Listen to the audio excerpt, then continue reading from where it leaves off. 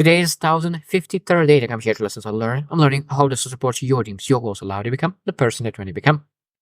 Today I speak about a very interesting topic. I never looked into really inner work.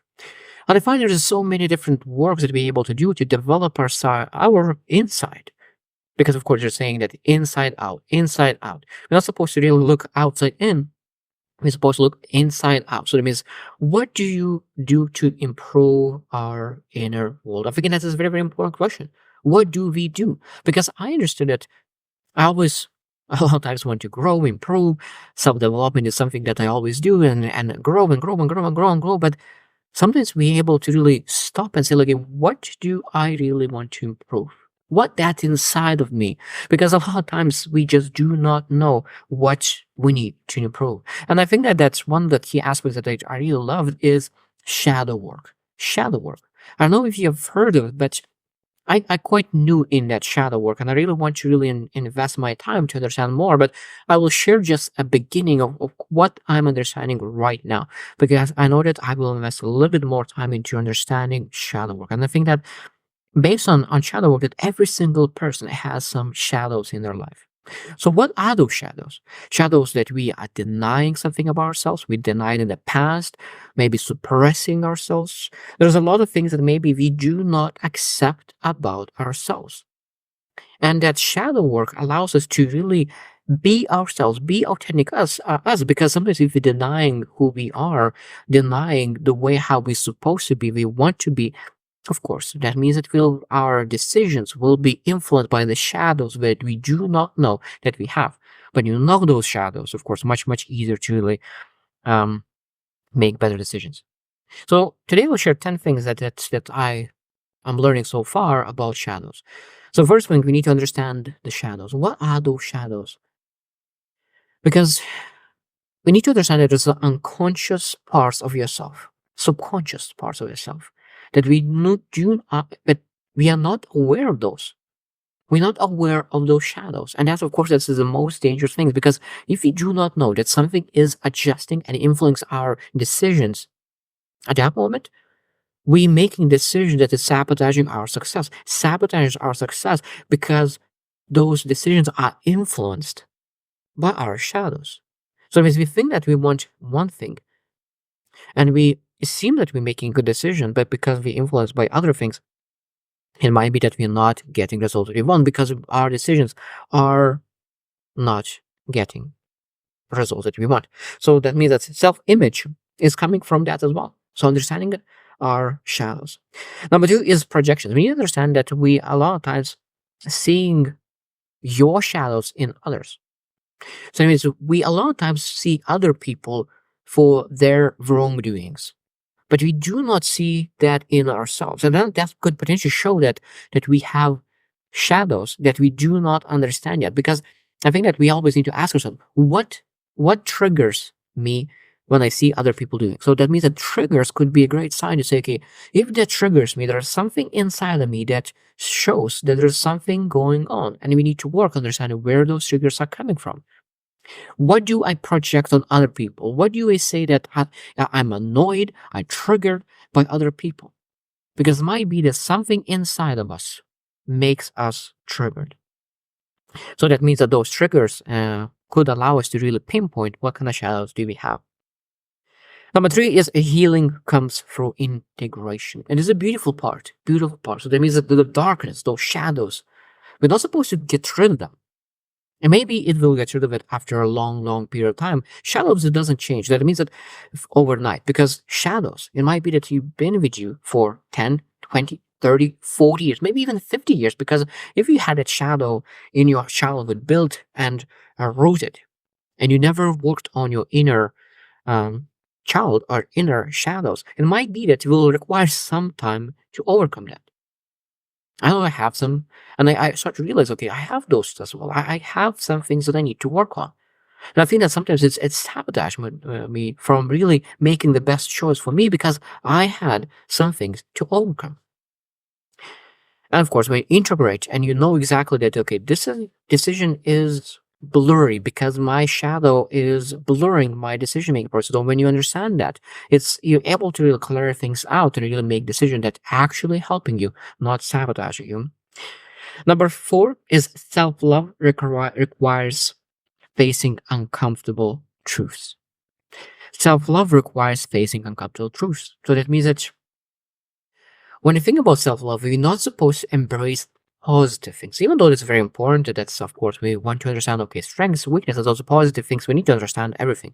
But we sometimes need to embrace those dark sides of us, that negative parts of us, the parts that we hate, what you don't like.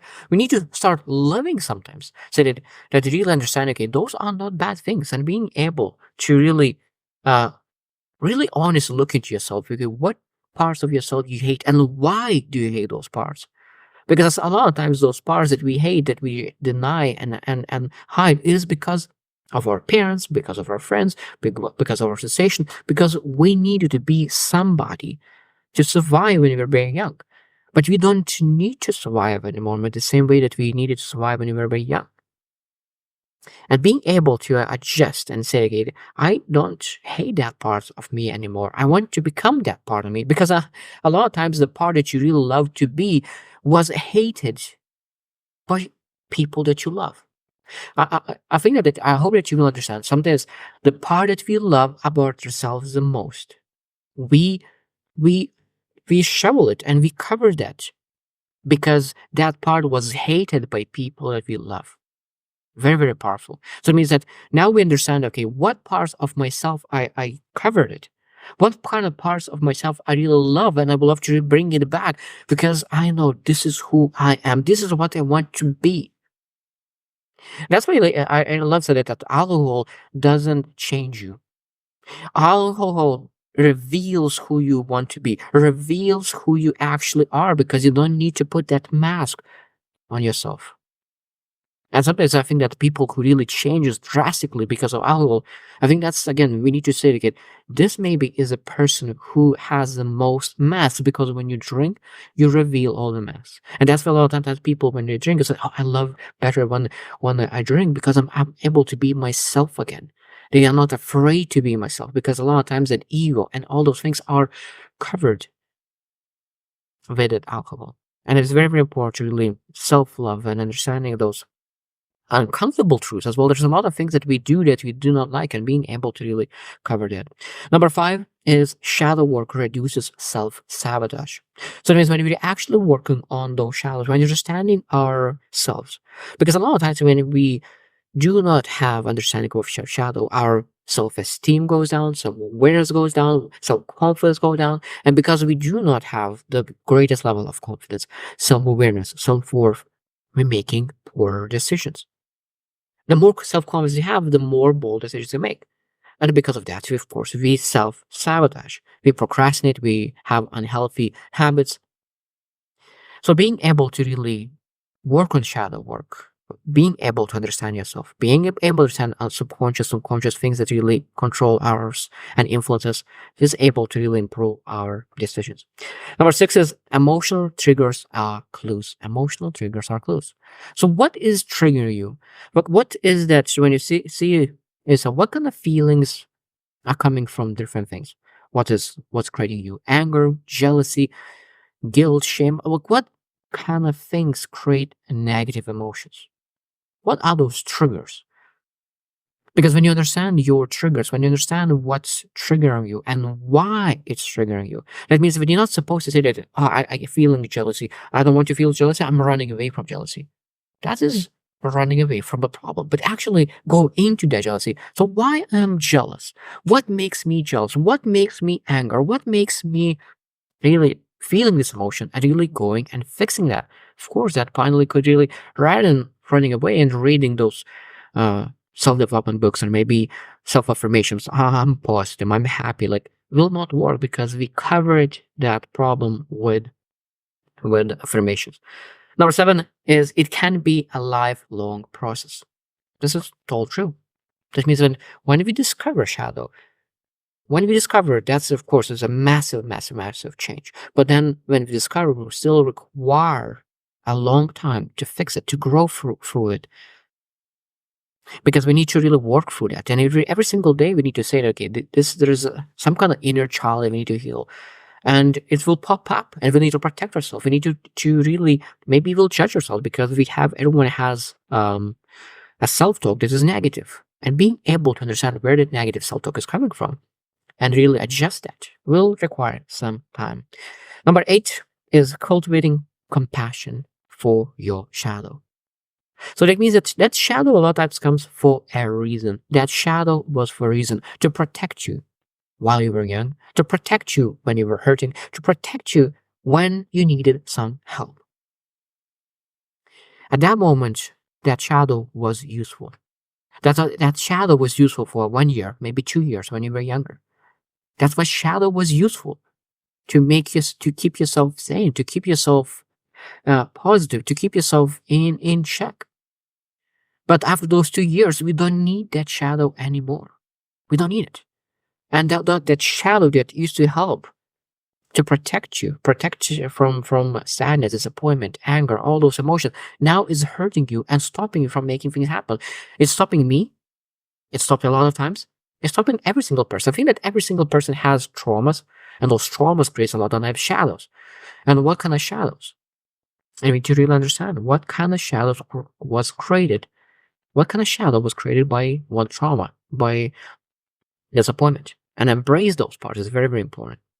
And again, the most important part, compassionate, not criticize itself that you have that shadow, not criticizing, but compassionate. I know that was tough times when I was going through that. I know that that's why I was protecting myself. But now I don't need that shadow anymore. I need to heal that. I need to understand that. And sometimes being able to be for yourself.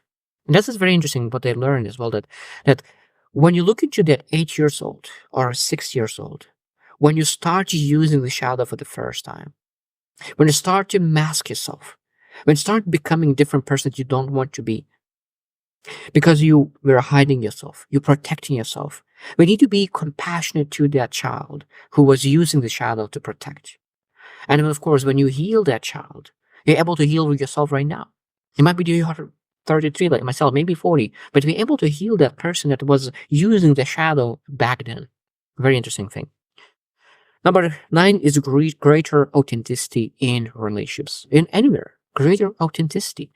Because now you're actually able to really remove the mask. I think the shadows a lot of times puts a lot of masks on us because we fear of rejection, we fearful of a lot of things. But when you're actually able to understand the shadows, understand ourselves, we're able to be more confident, more authentic, because you are loving who you are, including the shadows, including the darkness. It doesn't matter what kind of things that you like, you don't like about yourself, because there are a lot of things that you love about yourself. And of course, the more authenticity you have, the better is relationships, business relationships, relationships with yourself. Everything improves when you improve yourself and you integrate those shadows.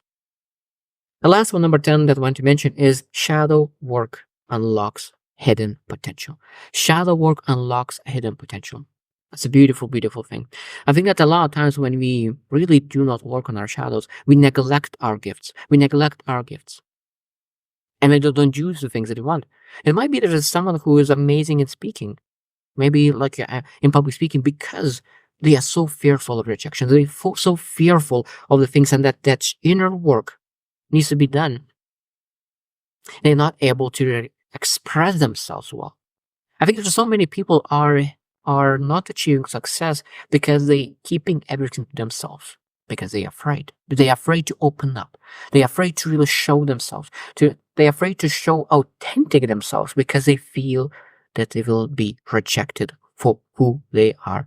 But when you are not afraid, when you really unlock and integrate all those shadows, I need to do that as well. That I will work on that very, very importantly, because I truly believe that every single person has some kind of hidden potential. When I look into people who are very successful, they work on themselves. That's why you always see that people who achieve massive results. That's why, like when I even at my lunch, I always say that majority of his clients, of his not clients, but people that he's interviewed are massively successful people, and majority of those people went through therapy.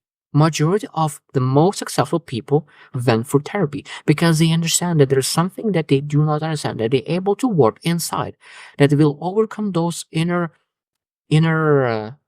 walls. They will be able to understand what are those potential hidden gifts that they're able to really take on, use those gifts and achieve great success. And I think that we really need to work on ourselves. And I think that the most important part that we need to understand that we need some help. We need some support. We by ourselves, we're not able to really make things happen, especially in shadow work. Shadow work is blind spots that we do not see. So being able to see from other people's perspective and work on their channels. I think that is very, very powerful. And I think this is one of the most powerful things to really succeed in life because our outer world, our outside, will follow our inner. The better, the stronger your inner, the stronger will be outer world. So I hope you choose to win and see you tomorrow.